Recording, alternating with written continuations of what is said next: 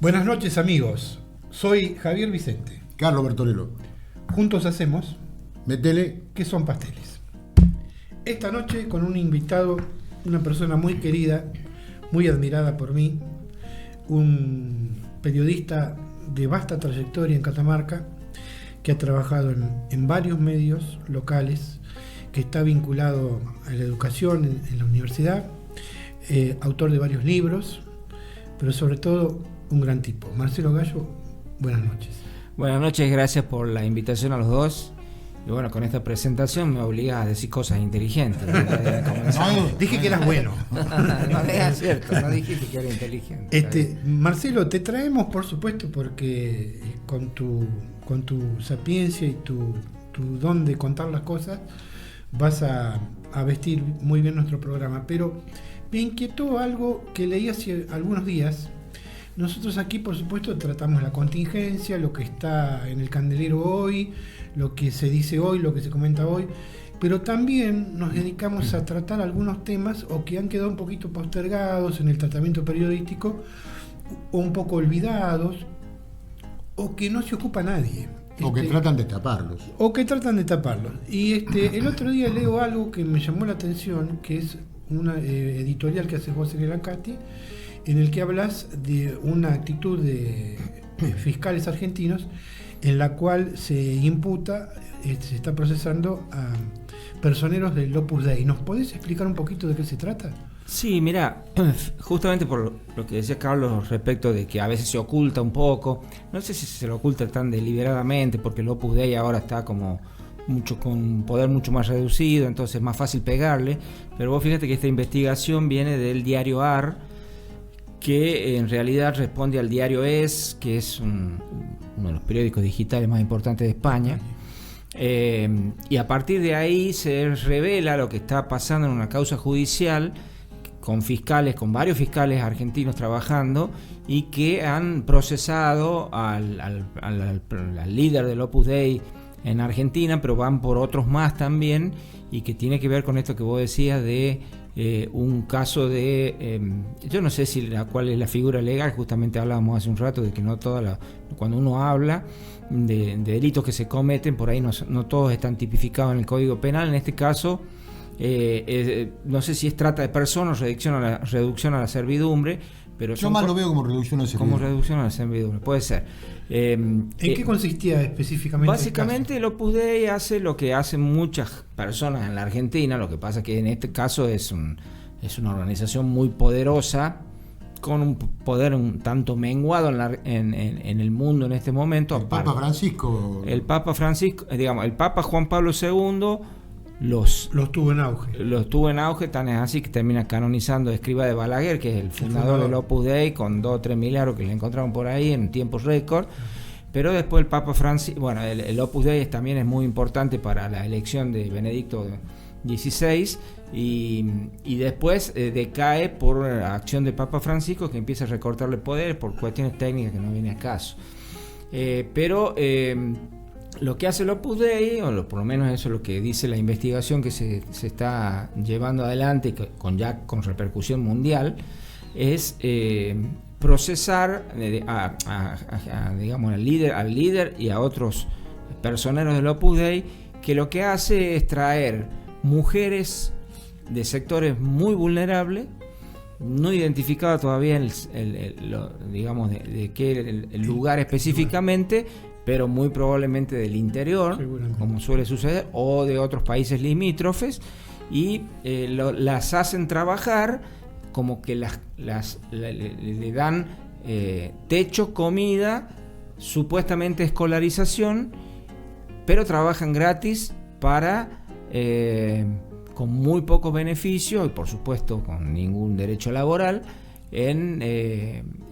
para asistir a los varones de la organización. En general casi todos son varones, pero a los líderes, que son todos varones, y hay como una asistencia digamos personalizada de estos referentes del Opus Dei. General, sí. Disculpa, la información hablaba de una investigación de 40 años de esa...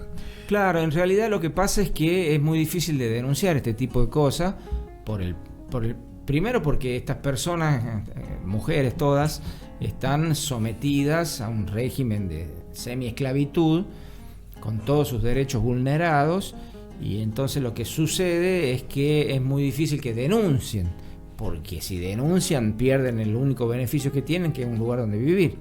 Han sido totalmente desarraigadas de la familia, y entonces eso ocurrió porque una de las personas se animó a denunciar por un caso particular. No se dan demasiados detalles del caso, obviamente para preservar a la denunciante, y a partir de ahí se inicia toda una investigación y se empiezan a tomar testimonio, pero porque una persona habla, y termina entonces revelándose esta trama insisto, que puede ser reducción a la servidumbre. En algunos casos se habla de trata, pero por eso digo, no están muy revelados los detalles de la investigación. Sí, habría que ver cómo lo manejan el tema, porque incluso podría haber algunos delitos sexuales. Bueno, eso es claro, digamos, es como la punta del iceberg para después ver exactamente todo lo que había por ahí. Claro. Pero la reflexión que uno hacía a partir de eso es que esto que horroriza a cualquier persona, sobre todo porque es una organización de la iglesia, por más que es una organización bastante singular, bastante siniestra, muy poderosa, sí, con reglas propias. Y está inserta en muchas empresas incluso. Bueno, pues pasa que claro, tiene laicos, mucha vinculación con los poderes, con el poder económico. Tienen una vinculación con el poder económico importante. Muy fuerte. Es que nació al calor del poder, no nos olvidemos que nació con el franquismo. Claro. Vos en tu editorial mencionás el testimonio de una señora que llega a contar que cuando hace la reflexión sobre todo lo que le había pasado, lo vive como una terrible pesadilla, y que la mandan a gente que pueda tratar, digamos, ese conflicto, y resulta que son psiquiatras de la organización. Exactamente, integrantes de la organización. Claro, en realidad, por supuesto, porque no es una vida para nada, que comienzan siendo en estos casos, y después, por eso quiero ampliarlo, porque no es un caso particular solo del Opus Dei, sucede mucho.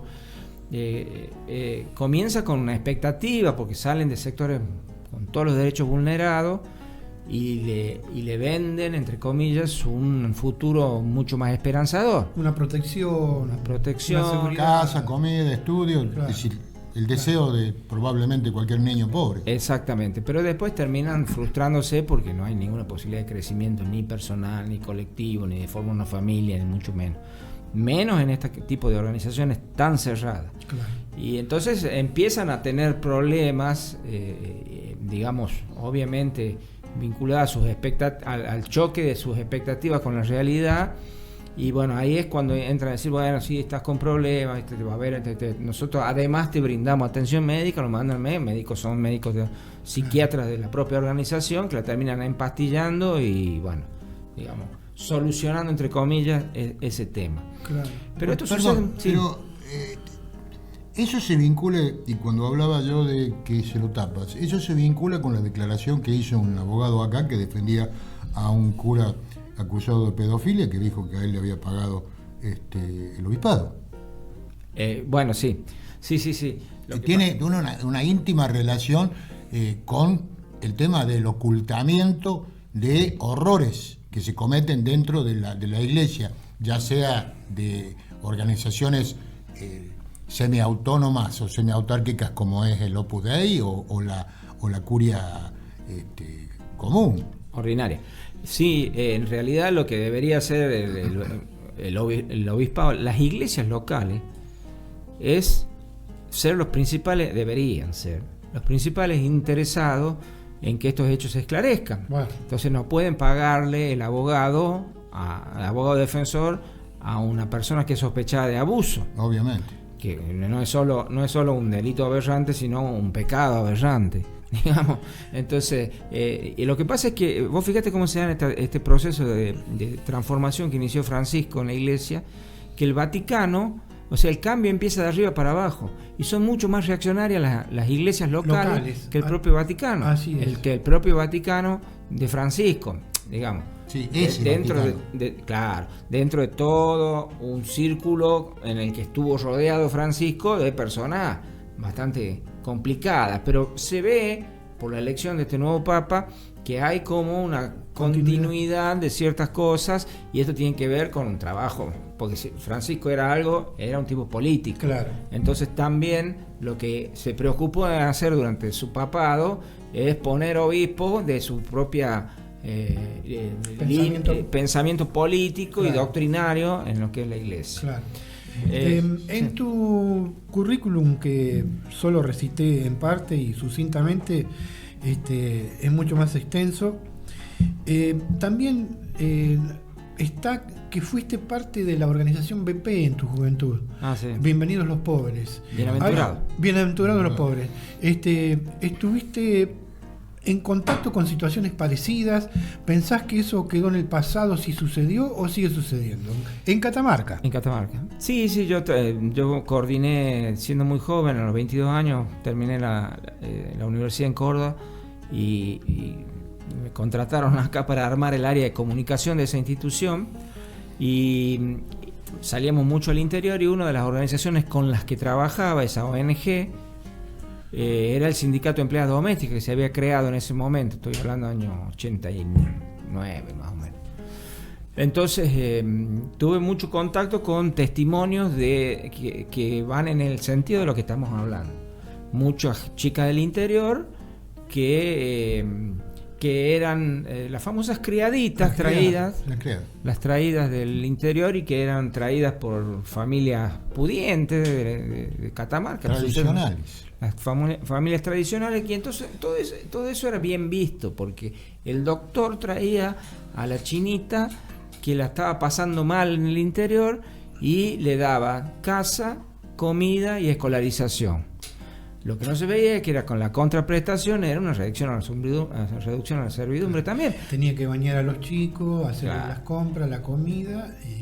Era empleada doméstica, cama adentro, y sin pago, ni otros beneficios. Ni beneficios sociales. Entonces el sindicato empezó a detectar estos casos, primero porque hubo un trabajo de concientización de las organizaciones. Esto no está bien. Y entonces se vio mucho y se trabajó ese tema. Y eso sí, esto sigue ocurriendo. En menor medida tal vez porque hubo un avance en la conciencia, no solo de los patrones, sino también de las chicas que plantean eso. Pero vos fíjate que provocan un desarraigo tremendo de las chicas, de la familia, y que a veces no tienen otra alternativa que venirse a la ciudad a eso. Pero vos fíjate como que llegan con una expectativa. Hay un caso muy interesante en Paraguay.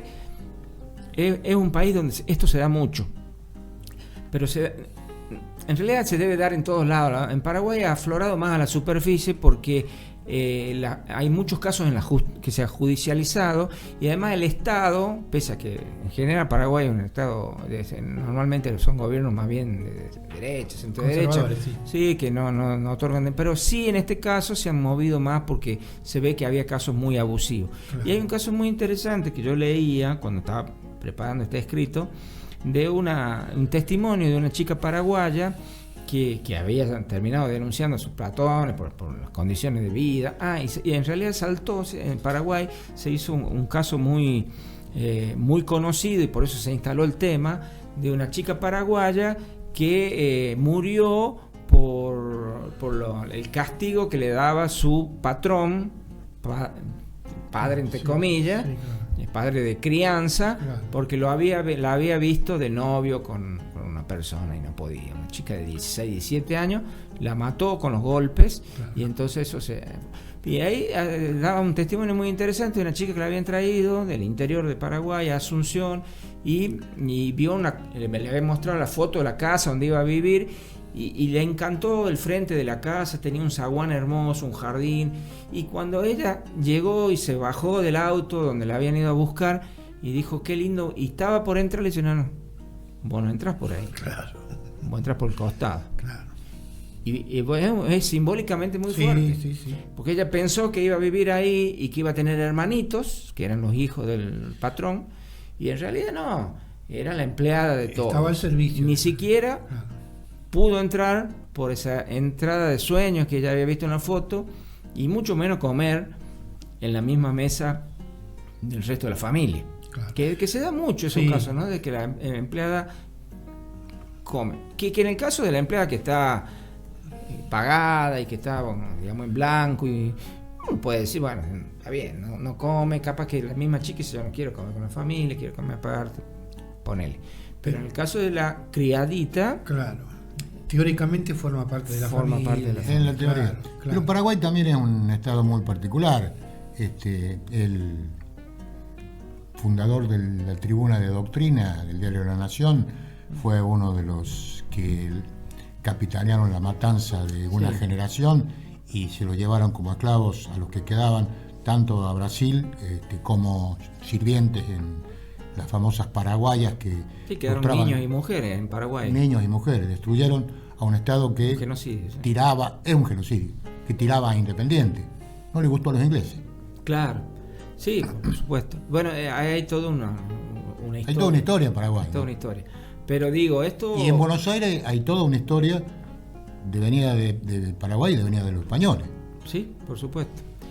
Pero en este caso, el tema que nos convoca, digamos, en este diálogo, es un tema que hay que... Parece del pasado y no lo es. No lo es, pero además hay que ponerlo en cuestión, ¿no? Hay que ponerlo en cuestión porque conozco muchos casos médicos muy conocidos, abogados, gente o empresarios, que, bueno, sí, son de qué bien, cuántas chicas has criado, ¿viste? Le diste la oportunidad, y algunas ciertas estudian y por ahí hasta terminan siendo docentes, no sé qué, pero son casos menores, excepcionales, y en general lo que pasa es que terminan frustrados, porque digo, también dentro de esa familia habrá gente que más potable, que dice no, vamos a ayudarla, que estudie, la impulsa, y hay otros que no, que son directamente, que discriminan y que terminan generando estas situaciones que, por eso digo, antes se veía como algo más virtuoso, pero en este momento se está revelando que y esto del Opus Dei viene bien para eso, digamos, para decir, nos horrorizamos además porque es el Opus Dei, pero bueno, también capaz que pasa la vuelta a la vuelta de casa. Claro. Sacándote de este tema, y con vos podríamos hablar de 1.000.000 de cosas, me gustaría saber tu reflexión sobre, vos sos integrante de la comunidad universitaria. ¿Cómo está viviendo la comunidad universitaria hoy, y específicamente vos, esta situación con el gobierno nacional que desfinancia, que agrede, que minimiza la labor de los docentes? Hay que recordar que cuando gana Milei, muchos integrantes de la comunidad universitaria festejaban en las calles. Pocos meses después, en abril, tuvo que salir la comunidad en general de una manera notable y yo creo que muy, muy, muy rescatable, a apoyar a la gente que trabaja y estudia en la universidad. Fue casi el primer freno que se le puso de alguna manera al gobierno de Milei. ¿Cómo se vive hoy en la comunidad universitaria esta situación con el gobierno nacional? Mirá, pasa como en todos lados, ¿no? Uno nota que, primero, que Milei ganó con el voto de muchos empleados estatales de todas las reparticiones. Hoy me decía un amigo que participó de la marcha de los jubilados con vialidad, y que ahí en la marcha había muchos libertarios, ¿no? Claro. Trabajadores que ahora están asustados. Claro. Y muchos que ya han sido, que eran precarizados y que han sido ya dados de baja. En la universidad, sí, yo insisto, no es que yo tengo vinculación con la universidad, por supuesto que es escasa, tengo algunos trabajos ahí, pero conozco el pensamiento, y yo creo que sí, fue una base de sustentación del voto libertario, pero porque la universidad, y sobre todo la Universidad de Catamarca, hay una hegemonía muy fuerte del radicalismo, y el radicalismo jugó abiertamente a favor de Milei. Son fundamentalmente refractarios al peronismo. Exactamente. Bueno, digamos, dentro del radicalismo hay que diferenciar, porque hay gente que reconoce, y eso trato de hablar yo con muchos amigos radicales, que lo que tiene que hacer el radicalismo es reconocer sus banderas nacionales y populares. Y cuando uno habla de nacional y popular, se horrorizan, ni siquiera el radicalismo en sus orígenes. Era la lucha contra el régimen, un régimen que es el que reivindica ahora Milei, o sea, eran los enemigos. Y, sí, Milei incluso reivindicó 1910. bueno, Cuando sí, 200 familias tenían manejaban en Argentina. El PBI argentino. Bueno, para Milei todo el mal comienza con la Con Irigoyen. y con el sistema electoral, Sí. que amplía los derechos. Y entonces también es cierto eso, demócrata. que hay un dentro de la universidad que está manejada, insisto, por franja morada a nivel estudiantil, pero por el radicalismo en general. Prevalece este sentimiento antiperonista, que votemos a cualquiera que no sea peronista. Claro. Pero eso se explica un poco también, y hay que por ahí entender, por más que uno ya sabía lo que era Milei, pero decir, bueno, el problema es que qué Hubo pasa. muchos errores anteriores, sí. Claro, pero Sí. además qué pasa un año y medio después. Sí. Y yo creo que este sentimiento prevalece en muchos sectores de la universidad, Sí. que por supuesto se ven afectados por el tema presupuestario y salarial, ¿no? Sí. Y las Salarial. agresiones. Mirá, mi señora trabaja en la universidad, yo soy periodista. Los dos gremios que más han perdido con la inflación son prensa y docentes universitarios. Claro. Entonces, uno sufre en carne propia el tema del deterioro del poder adquisitivo, y lo sufren todos los docentes universitarios, los no docentes universitarios, y sin embargo tienen todavía una base de sustentación ahí, terminan justificando. Lo que pasa es que se han corrido tanto los límites con este gobierno, que incluso uno como periodista a veces decía, vamos a publicar esto, mira, publicamos tal cosa. Es una cosa, por ejemplo, a Milei lo intiman para que una boludez, pero que levante un tuit contra un chico que es autista. De 12 años. El tipo no lo levanta y lo tiene que intimar, y entonces uno publica eso y dice, bueno, esto ya. Y vos ves las redes sociales y todo eso, ese pendejo de mierda, Claro, kirchnerista, que cobra para militante, ser influencer. claro. Entonces vos decís, Los ejes se han ido a otro lado. sí, No se han sabe corrido a los dónde. límites, y a veces Sí. uno termina discutiendo con gente, incluso de la universidad, que se supone que tiene...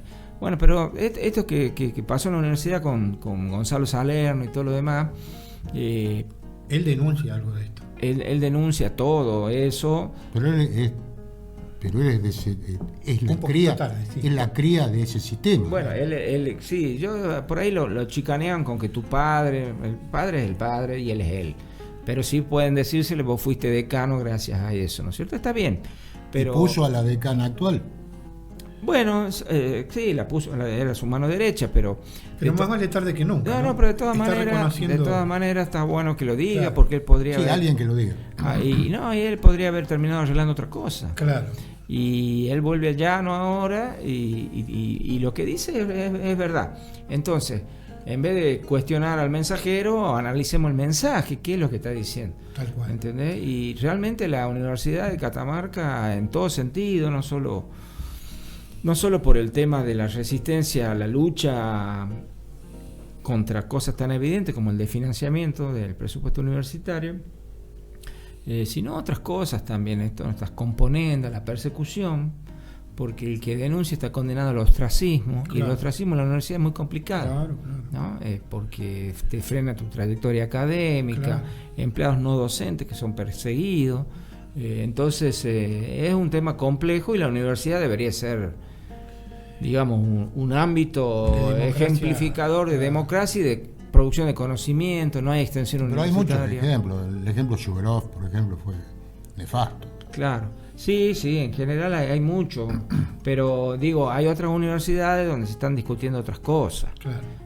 Uno ve y hay una relación con la comunidad en general, Más abierta. sí, más abierta y Más horizontal. sí, de producción de Sí. conocimiento que va y viene, digamos, Sí, sí, sí. digamos, siguiendo los Y postulados eso, de es lo Paulo que, Freire. y eso es lo que se requiere, que la universidad y el mundo de la producción estén interrelacionados. El mundo de la producción, los movimientos sociales, No, las lógicamente. organizaciones populares.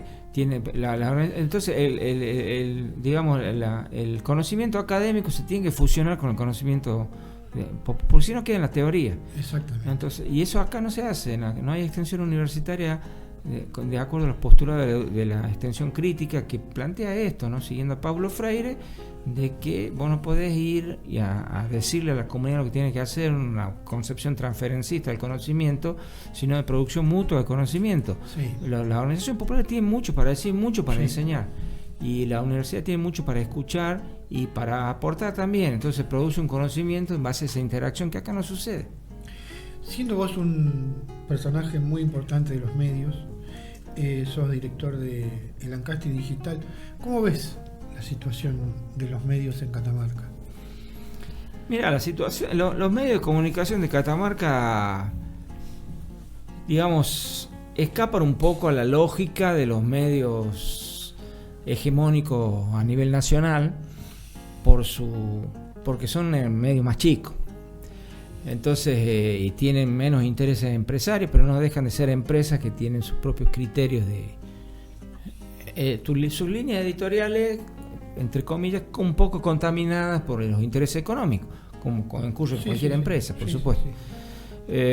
Pero uno de los condicionantes que tiene que tienen los medios de comunicación de Catamarca es la dependencia de la pauta oficial. Claro.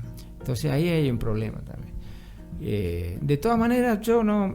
en la actual etapa no me quejo porque tengo bastante libertad de decir lo que quiero, y en todo caso uno sabe hasta dónde puede llegar y hasta dónde no.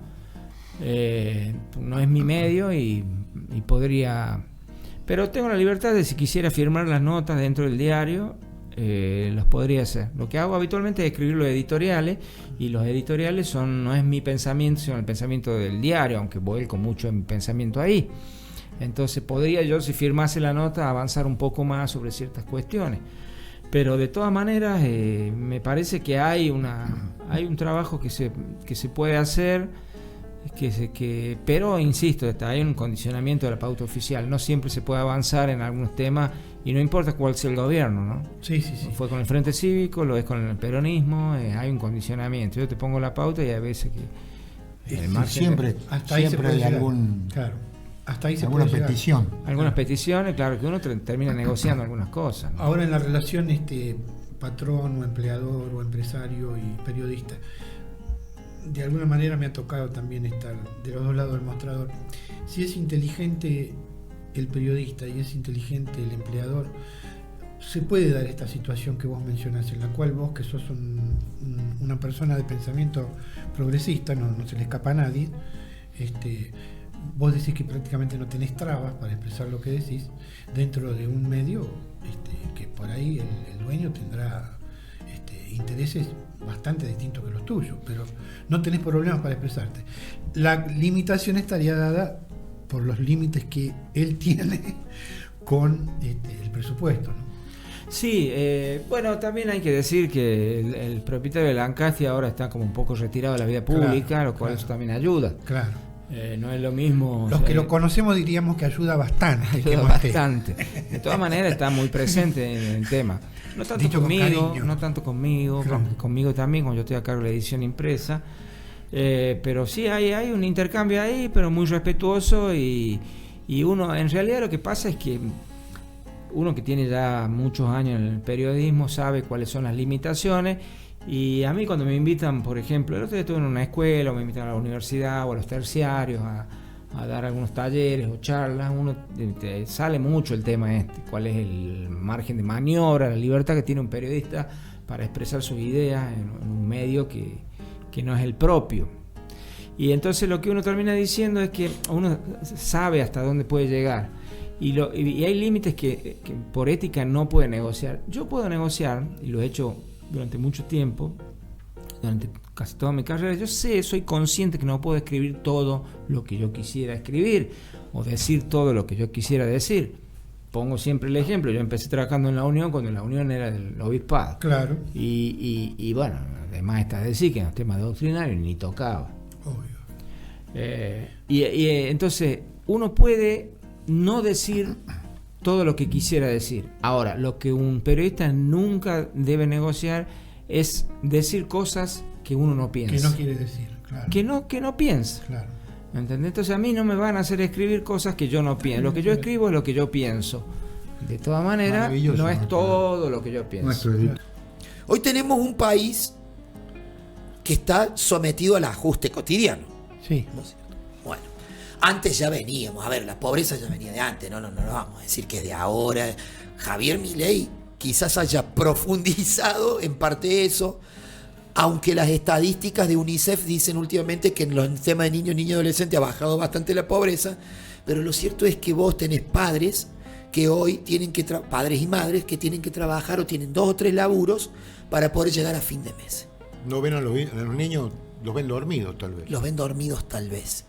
Y son padres que se preocupan y se ocupan, pero que no tienen tiempo de ir a la escuela, que terminan yendo los abuelos. A veces los abuelos son personas grandes, a veces tienen hermanos más grandes en quien delegan la responsabilidad para que cuiden a los hermanitos más chicos que los acompañen en la escuela. Una responsabilidad, claro. A veces los chicos llegan a la escuela con hambre, con sueño, con frío.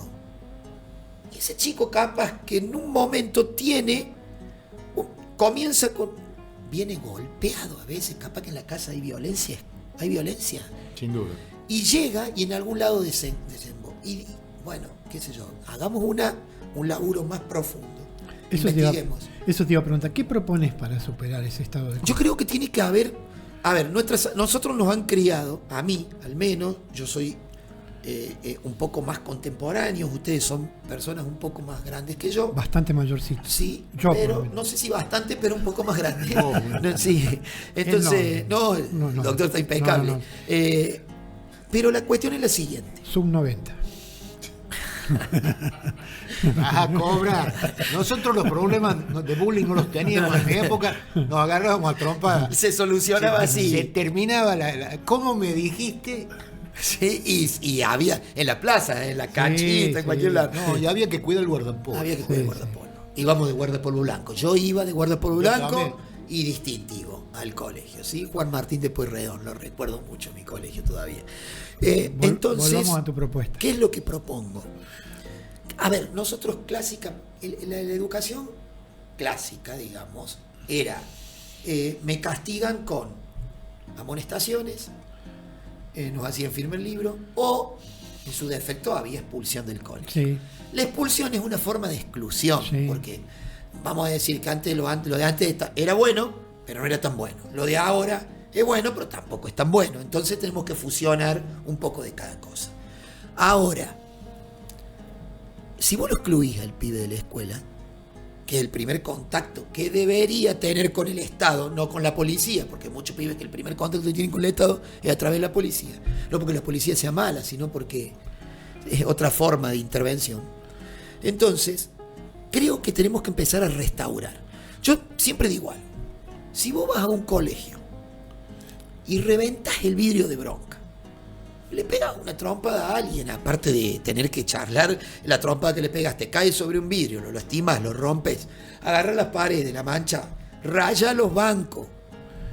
¿Sabes qué?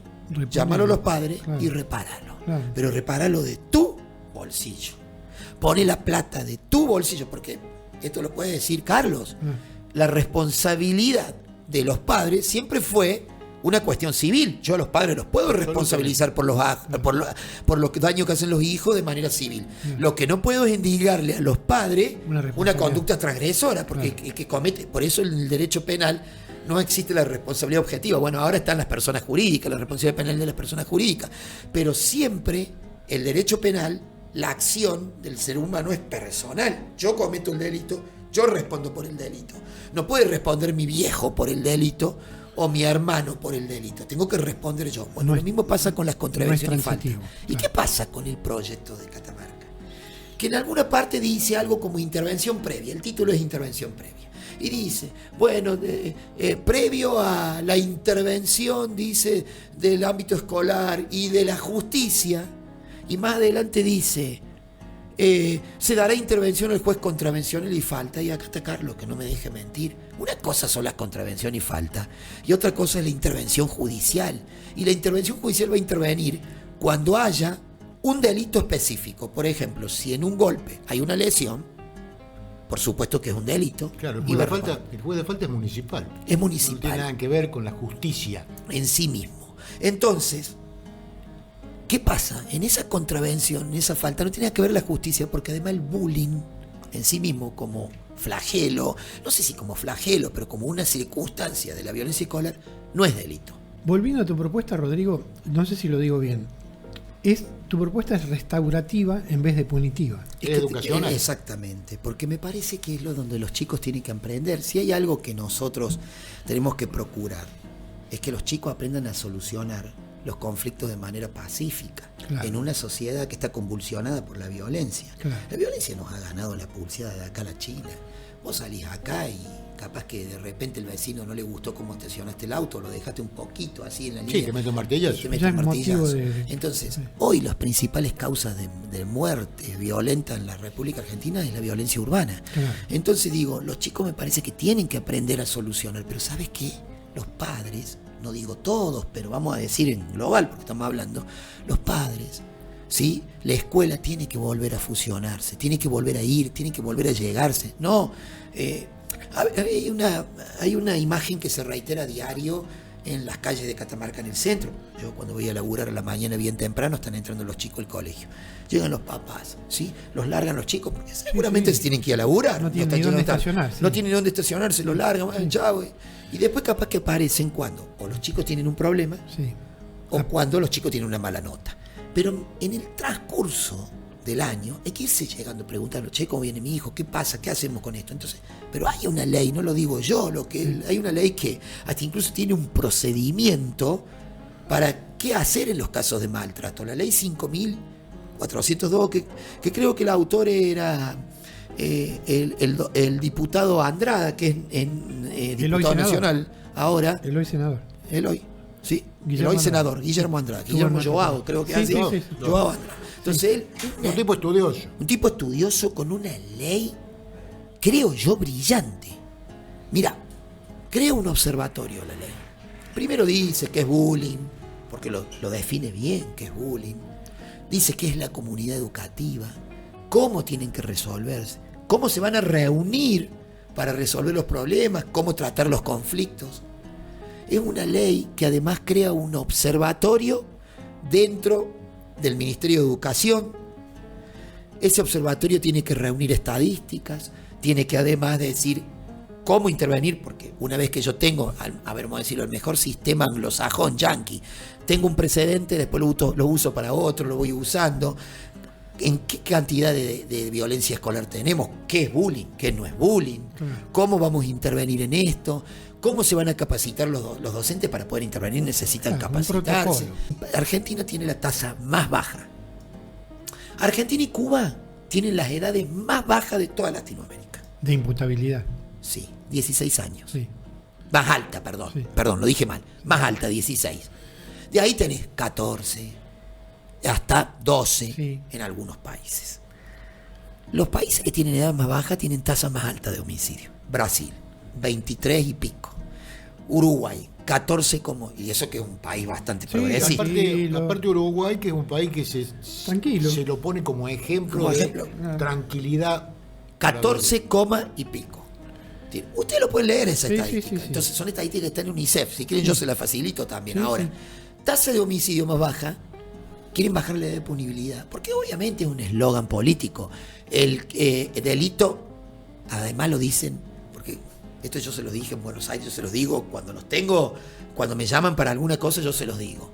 A delito de adulto, pena de adulto. ¿No escuchaste Claro, eso? Claro. Bueno, avísenle al eslogan ese que históricamente a las personas menores de edad le hemos aplicado las penas del Código Penal. Todavía yo le aplico las penas del Código Penal, que son las mismas para los adultos. Entonces, a delito de adulto, pena de adulto, claro, si eso hace muchos años que viene. Ahora, 7 de cada 10 chicos son pobres hoy en la República Argentina. Claro. 3 de cada 10 son indigentes. 1,5 millones, casi 2, se van a dormir sin comer. La gente, tenemos baja inflación, claro, está todo más estable, pero la gente no va al súper, ¿eh? No. Y esa gente mucho No, menos. pero aparte, Perdón, y discúlpame, Carlos. Hace poco escuché algo de un coterráneo nuestro en Córdoba, que es el presidente del Centro Almacenero Córdoba. ¿Te acordás que cuando éramos chicos nosotros íbamos con la libreta fiado? Sí, Sí. sí. Bueno, hoy volvió el fiado. La gente está endeudada con las tarjetas para comer. En el negocio de barrio, sí. Sí. Entonces vos decís, yo me tengo que sonrojar un poco si quiero bajar la edad de punibilidad. Cuando la Corte Interamericana, que es, digamos, el tribunal máximo de todos los países, Argentina forma parte del pacto del pacto de Costa Rica, que es la Convención Americana de Derechos Humanos, dice en un caso que se llama Villagrán Morales y otros versus Guatemala. Dice algo así, no lo voy a decir específicamente, me acuerdo el párrafo de la sentencia, pero a mí me encanta citarlo, que se llama Niños de la calle versus Guatemala. 5 chicos que vivían en la calle fueron ultimados por la policía. Generalmente los casos que ha habido de niños y adolescentes en la corte han sido porque han sido ultimados por policía. Claro. El caso Walter Bulacio versus Argentina es uno, ¿sí? Por este famoso arresto en averiguación de actividades y medio vida. Algo que yo he cuestionado históricamente. No porque me parezca, es algo que realmente me parece que le genera problemas a la policía, al Estado, a todo. Ahora, dice algo así: los estados no evitan que los niños sean lanzados a la miseria. Tampoco le garantizan un proyecto de vida que debe ser fomentado y cuidado por las instituciones públicas para que los niños puedan desarrollarse. O sea, ese estado después va a salir a perseguirlo. Este estado es el que profundiza. Claro. Un estado que ya venimos hace varios años con la pobreza. Ahora se profundiza más. Claro. Y la única solución que tiene es castigar. Claro. Pues hay una cosa. Ojo, no estoy diciendo que el delito no debe castigarse. No, por supuesto. Pero la estigmatización del chico joven, morocho, pobre, es candidato casi siempre a que lo fajen, a que lo metan preso o a que lo maten. Pero ¿cuántos has visto vos, Javi, por ahí algún video? Una vez un pibe salió, se hizo re viral, iba en un subte en Buenos Aires, que la mujer le agarró la hija, le dijo, ven ahí, y era un pibe que era enfermero, porque no le había gustado salvaba vidas. Pero vivimos en un país diverso. Si pudiéramos viajar en el tiempo y nos pudiéramos meter en una cápsula y llegar a 1955 en Catamarca, ¿qué sociedad encontraríamos? ¿Qué nos podés contar sobre qué sociedad era esa, que debe ser muy distinta en algunos aspectos de la actual, ¿verdad? Hay cambios y continuidades, dirían los historiadores. Mucho ha cambiado, especialmente desde el punto de vista espacial.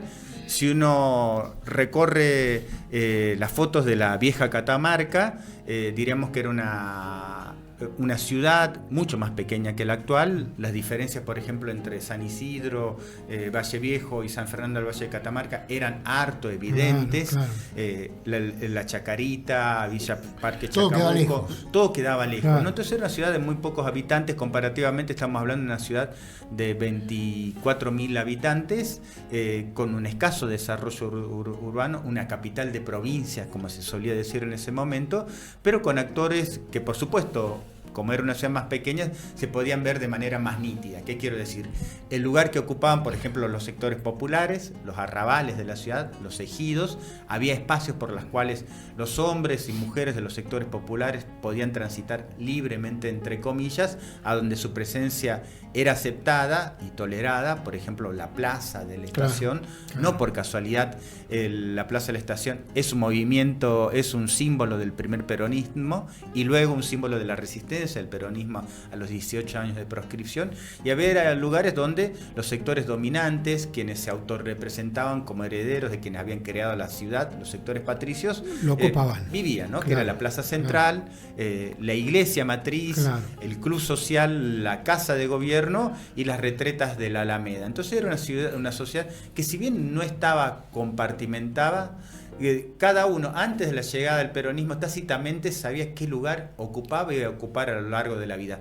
Todo eso es puesto en cuestión por el peronismo, que de manera aluvional permite, por ejemplo, lo que es mi trayectoria, ¿no? Yo escuchaba lo que vos contabas, en parte verdad, en parte una exageración, pero yo soy hijo de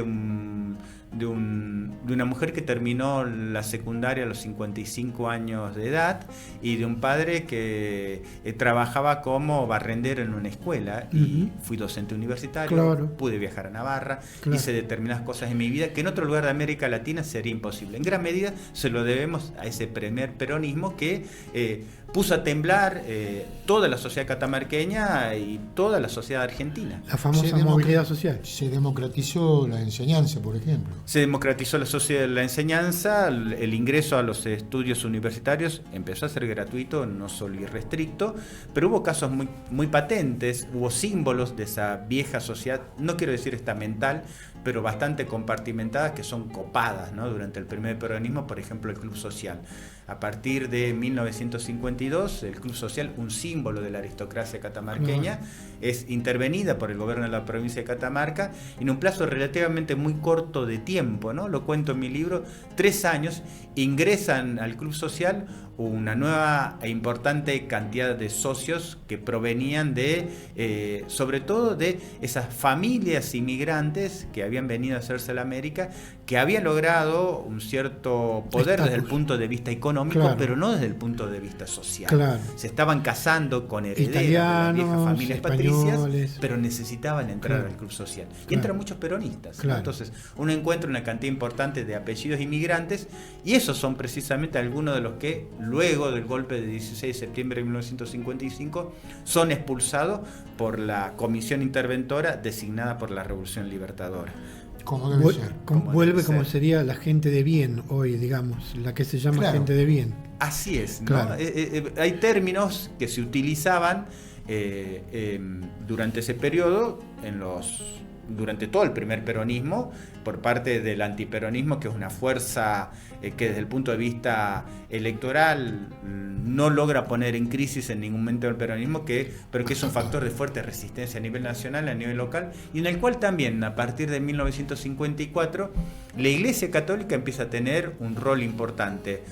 Una institución que en el norte argentino, pero que también en Catamarca, había tenido un rol determinante para la llegada del peronismo al poder y que había aportado sus mejores cuadros al peronismo, ¿no? Como en la burocracia estatal y en lugares legislativos. Y acá tenían un diario encima. Acá tienen un diario, el diario La Unión de Catamarca, que se empieza a publicar desde el 1928, primero como El Porvenir y luego con el nombre que todos conocemos, La Unión de Catamarca, que es un diario que tiene una característica especial dentro de la prensa católica nacional, que en la primera mitad del siglo XX era una prensa muy pujante, como era la prensa de izquierdas o la prensa de carácter conservadora.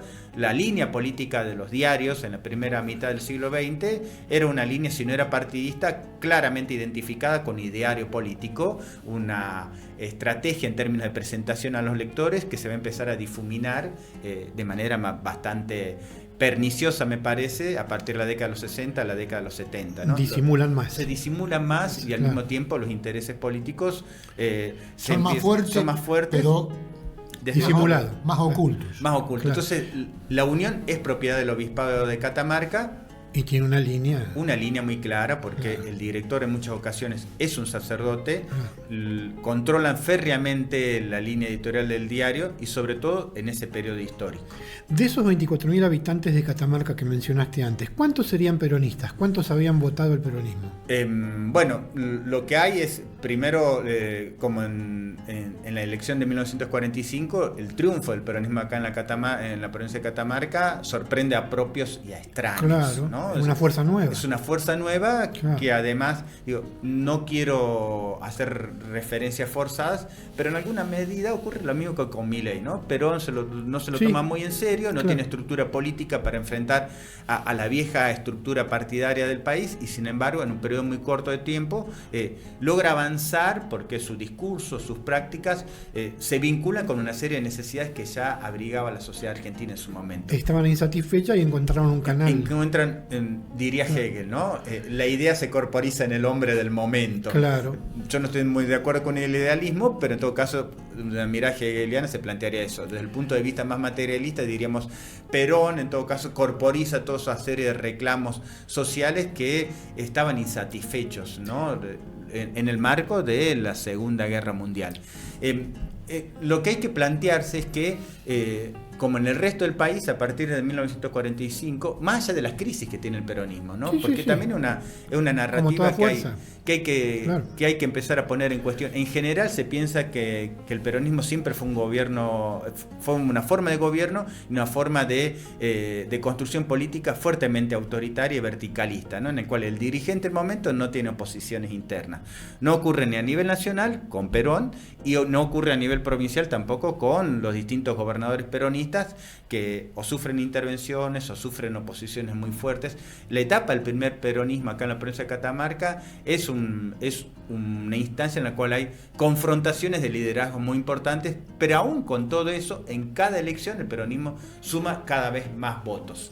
En la última elección antes del golpe de Estado de 1955, el peronismo acá en Catamarca, lo cuento en el libro, no recuerdo los números exactos, pero logra casi un 67% de los votos. La intervención acá en la provincia de Catamarca viene de afuera, como suele ocurrir con todas las intervenciones federales, pero con todas las intervenciones federales lo que designa es un amplio arco de burócratas catamarqueños que se encuentran vinculados con el viejo radicalismo conservador catamarqueños. Entre ellos, algunos de esos hombres, el más conocido es la Frechilla Ahumada, así se lo conocía, ¿no? Es un hombre que tiene una actuación muy importante en lo que se conocen como las comisiones investigadoras a nivel local, ¿no? La comisión investigadora que va a tener un libro negro de la segunda tiranía, la comisión de investigaciones. En realidad, todos lo conocemos coloquialmente como una comisión que tenía como objetivo investigar los crímenes del peronismo y sus actos de corrupción. Y ahí te escrachaban. Así es, pero son una innumerable cantidad de subcomisiones que intentaban conocer en distintos ámbitos del Estado nacional, el Estado provincial, la actuación de los personeros del régimen, en la educación, en la justicia, en la policía. Persecución, ¿no? Y a nivel local se hacen comisiones que replican ese modelo a nivel nacional y empiezan a publicar de manera casi diaria después del golpe, cuando se ponen en función, lo que son sus actas. Entonces aparecen con nombres y apellidos. Qué lindo clima. Claro, Bertorello o el amigo Vicente era llamado a dormir tranquilo. Claro. Llamado a atestiguar, se atestiguaba sobre él. Había cartas de lectores que incentivaban a la comisión de investigadores a investigar a Jorge Perea, que en tal escuela tenía tal cargo, que era un reconocido militante peronista, que no sabían por qué seguía enseñando historia, y se pedía que se lo eche. Y hubo una huelga de estudiantes antiperonistas, entre los cuales estaban los más granados hijos de la sociedad catamarqueña, los hijos e hijas que iban al Colegio Nacional, a la Escuela Normal de Señoritas, a la Escuela Normal de Varones, que arman una comisión de estudiantes libres que se reúnen con el interventor y le presentan un listado de maestros, directivos, personal no docente que debe ser echado porque eran adictos al viejo régimen. ¿Quiénes son detenidos? Bueno, son detenidos en los primeros meses de 1956, sobre todo una cantidad significativa de dirigentes vinculados con el ex senador Vicente Leónides Sadi, que era quien editaba, publicaba el diario La Verdad en la provincia de Catamarca. En los primeros meses de 1956 su diario edita un boletín especial, un boletín oficial, en el cual tácitamente, claramente especifica que ha llegado la hora de aceptar de que el peronismo es una identidad política que no se puede ignorar, no se puede invisibilizar y a la cual se le debe dar algún tipo de participación para la reconstrucción democrática de este país. A consecuencia de este editorial, un editorial que uno debe leer, por supuesto, entre líneas y pensando el contexto, porque lo que estaba diciendo Vicente Sadi es que acá hay que hacer un peronismo, si es necesario un peronismo sin Perón, un neoperonismo que con otro nombre siga sosteniendo las banderas de nuestro movimiento. Pero aún así nombraba el peronismo que estaba proscripto, que estaba prohibido nombrarlo. Claro, así es. Y pensarlo como entre salida. Líneas, ¿no? Entonces, las banderas de igualdad, de solidaridad, de justicia social, estas banderas del peronismo tienen que seguir sostenidas, ¿no? Por consecuencia de este editorial, el diario La Verdad es cerrado y una cantidad importante de dirigentes peronistas son detenidos, ¿no? Este es ya en el momento de Aramburu y en distintas oleadas, Isauro Molina, otro Renato Soria, otros dirigentes vinculados con lo que se conoce como los aviones negros catamarqueños van a sufrir prisión y van a ser llevados a Buenos Aires. Si uno lee, por ejemplo, lo que se ha escrito sobre historia contemporánea de Catamarca, en general se suele decir que acá en Catamarca los catamarqueños tendemos a la concordia. Todo tranquilo, Todos estamos tranquilos. no pasa nada. Lo que no se cuenta, no se muestra son las huellas de violencia sobre los que más sufren. Claro, Termino claro. con esto, con Sí, una anécdota, sí. para que vean Sí. en qué medida la violencia atraviesa a distintas generaciones de quienes forman parte de la patria plebeya en Catamarca. Hace un tiempo entrevisté a un viejo militante sindical, ahora ya tiene mi edad, y el chango reflexionaba sobre su propia experiencia. Él es dejado sin trabajo por la intervención federal, la última intervención federal, porque era peronista, Sí. peronista sadista. Cuando continuamos con la entrevista se da cuenta que su padre había sido dejado sin trabajo luego del golpe de Estado el 24 de marzo de 1976 porque era empleado legislativo peronista. Y su abuelo había sido dejado sin trabajo luego del golpe del 16 de septiembre de 1955 Claro. porque era peronista. Era una saga familiar. Claro. Una saga familiar, una saga de los sectores populares de Catamarca que siempre pagan, ¿no? Claro, tal Siempre tienen que pagar. Lo que Tal pasa cual. es que pagan siempre lo mismo. Siempre pagan lo mismo. Y siempre los sectores dominantes tienen que, lo que han ganado los sectores populares en determinado momento histórico y en una determinada coyuntura muy fugaz es demasiado y tienen que pagar por eso. Y hay que- Bueno, también a las personas que hoy se desayunan con un intento de suicidio, ¿no? Porque no solamente es a quien ya se le suicidó, sino que de pronto, que hablaba con una mamá hace poco, su hijo de 15 años hizo un intento y vos decís, qué desesperación para esta madre que le dio la vida a este hijo y no verla llegar, digamos, o sea, no ves venir que esa situación se te acerca. Entonces, ¿desde qué lugar pensamos en el sostén? En que tienen que conocer, que tienen que saber, porque es de la única manera que nosotros perdimos el miedo a la palabra suicidio, ¿no? Porque muchas veces esta cuestión de que no querían que digamos la palabra. Claro, claro. Entonces, para la persona que atraviesa esto, que no se vea como en una habitación a oscura. Claro. La luz se prende cuando entra el conocimiento. Claro. Y si comprendemos que el suicidio es una conducta humana, en la cual esa conducta humana atraviesa un proceso, una gestación, es decir, se va conformando esa idea, va tomando consistencia, va tomando cuerpo, y esa misma idea es la que termina haciendo ese quiebre con la realidad. Se me rompe todo mi sistema de creencias, o sea, ya no creo en mi familia, ya no creo en que un profesional me pueda ayudar, ya no creo que alguien me pueda entender, o sea, es esta cuestión de quiebres.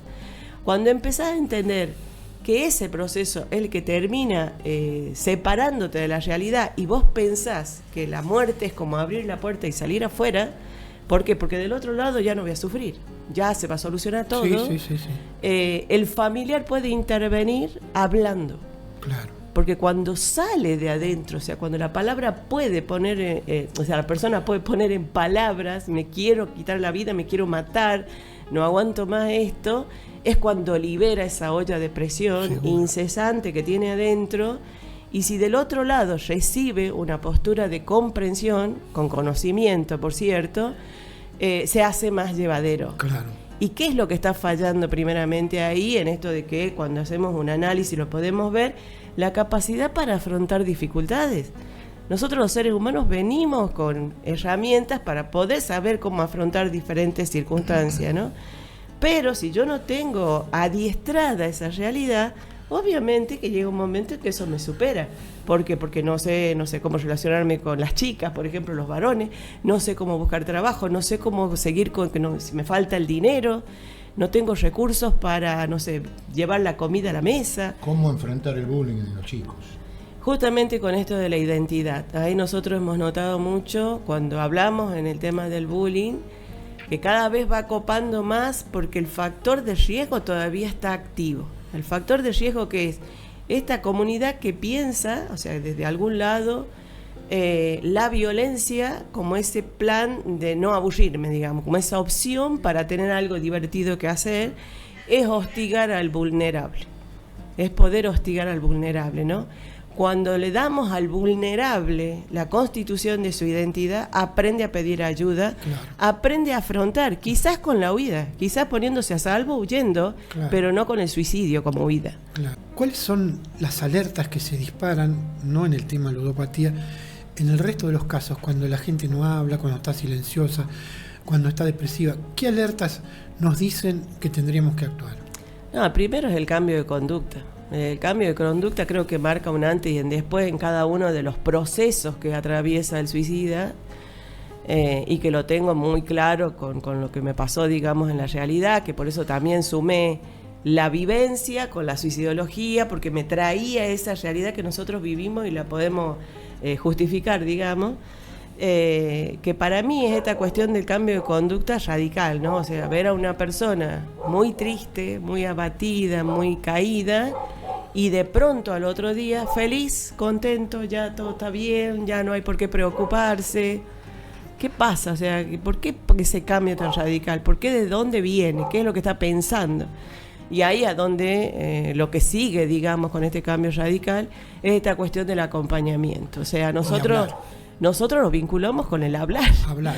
No hay otra manera. O sea, decime qué te pasa. Exactamente. Y en la conversación, no subestimar nunca el que me quiero matar, el que no doy más, porque puede ser que no esté el proceso suicida, porque alguien lo piensa, ¿no? Uno piensa, no sé, que me parta un rayo. Que el suicida siempre avisa. Sí, siempre avisa, eso es una investigación científica que hay a nivel mundial, eso no está comprobado, que la persona siempre lo dice.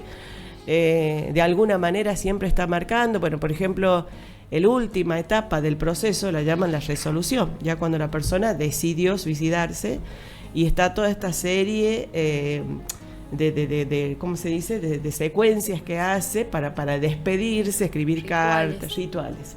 El nodo tecnológico, como ya saben, fue una gran apuesta del intendente, es más, es uno de los ejes de gestión, de trabajar en todo lo que es Industria 4.0, que es lo que se viene. En el nodo tecnológico se dictan cursos. Suponete, nosotros estamos actualmente capacitando 500 chicos de manera presencial en distintas temáticas, después les voy a ir contando las temáticas. Estamos capacitando 300 chicos de manera virtual y 200 chicos en una diplomatura de Full Stack, que se llama, que está certificada y avalada por la facultad. Cuando lanzamos Robótica 1, Robótica 2, literal en 10 minutos se llenan los cupos. En 10 minutos. En 10 minutos se llenan los cupos. ¿Presencial o es...? Todo eso es presencial. Ellos cuentan con un robot que se desarrolló en el nodo, después les voy a contar. Tienen un laboratorio de innovación. Es el único robot en toda Argentina que está desarrollado por un municipio y un robot educativo. Después les voy a contar bien ese desarrollo, que es muy, muy interesante. Está homologado y certificado en España por M-Block, o sea, es un trabajo muy importante, llevó mucho tiempo, mucho dinero, mucho sacrificio, pero bueno, se lo logró hacer. Entonces se le da el robot, se le da la computadora, tienen un agente de IA virtual que es un profesor 24/7. Entonces los chicos pueden consultar, eso tiene todo controles parentales, entonces los padres pueden estar tranquilos, entonces le van haciendo consultas al boot de IA y el boot les va enseñando 24/7 de manera remota. De un chico que se llama Brian, que cortaba césped a voluntad y la verdad que una mente brillante, él se acercó al nodo, nosotros lo captamos, tenemos un software donde le vamos haciendo todo el seguimiento a cada uno de los chicos, entonces vemos para qué lado tiende más, si para la parte de la informática, de la robótica, entonces es como que lo vamos monitoreando. El chico nos llamó la atención por las capacidades que tenía, entonces lo fuimos como monitoreando de manera más precisa o puntual. Vino el padre muy enojado del chico ya no cortaba el pasto, a decirnos que, claro, que dejó de cortar el césped, que nosotros le habíamos jodido a la familia, que ahora él molestaba con las computadoras en vez de estar trabajando, y yo... No traía plata. Exactamente, le faltaba plata a la familia, que es una realidad, ¿no? Sí. Pero yo no le pude hacer entender en ese momento, estaba muy, muy enojado, fue a la oficina mía, no le pude hacer entender en ese momento los beneficios que tenía.